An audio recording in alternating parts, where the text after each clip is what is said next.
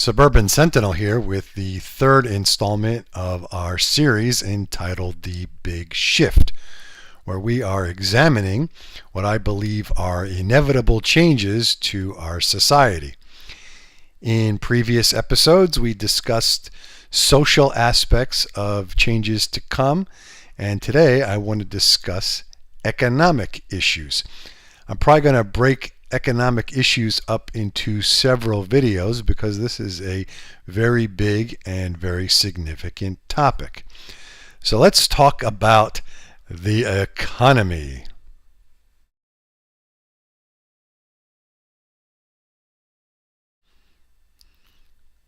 Prior to reading the tea leaves of the future, I often find it helpful to take a big step backwards and see where we are and where we've been, and really take a very hard look at the fundamentals. What is an economy? Well, if you subscribe to classic economic theory, it's just a system. An economy is nothing more than a system of production, trade, and distribution of goods and services.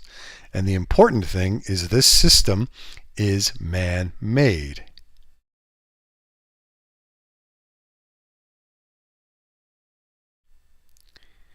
Many people, especially in the industrialized Western countries, treat an economy as if it is a force of nature. We talk about the economy, we complain about the economy, we try to predict the economy. And that's a little crazy because if you believe in the theory of relative realism, the economy is not that real. It's a system that civilization, we human beings, devised. And when it no longer serves us, we are free to change it. But we act as if the economy is some wild beast out in the woods that we coexist with and sometimes comes into our camp and takes one of our children or bites us in the ass. It's a little crazy.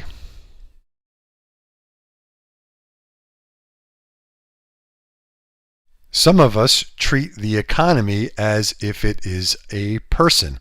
I happened to be in the local diner a few days ago, and there was a young couple sitting close by, and they were talking about getting married. And I wasn't eavesdropping, they were just talking kind of loud.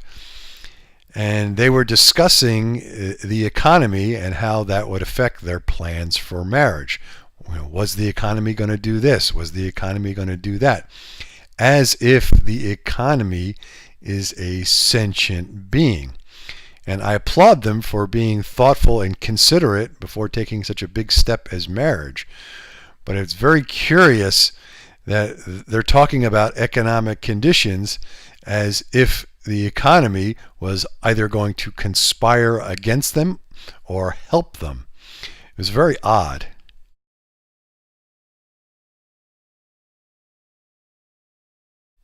Again, taking a giant step backwards and looking at the situation from afar, economies are nothing more than man-made contrivances that only exist to the degree we allow them to. What is the purpose of an economy? Well, in my opinion, an economy is something, a system, again a man-made system, that should encourage everyone who wishes to participate to use their resources, talents, abilities, and ambition to provide something of value to other participants and receive something of reasonably equivalent value in return. Very simple.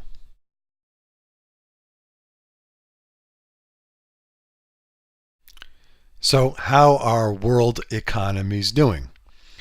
Well, of course, it varies from region to region, nation to nation. But in my opinion, world economies basically suck. There are a lot of people who have a lot of things they could contribute, but for one reason or another cannot or will not participate in existing economies.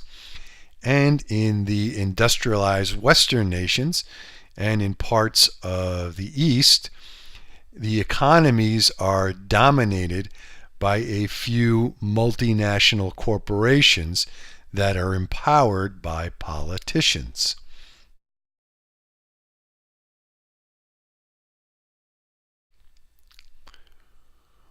Why is all of this talk about economies important?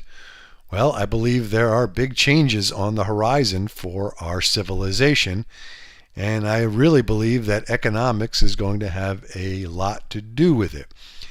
The inability of certain peoples to participate, and in many cases, people's ability to obtain fair value for what they contribute, is going to be a big deal in the future.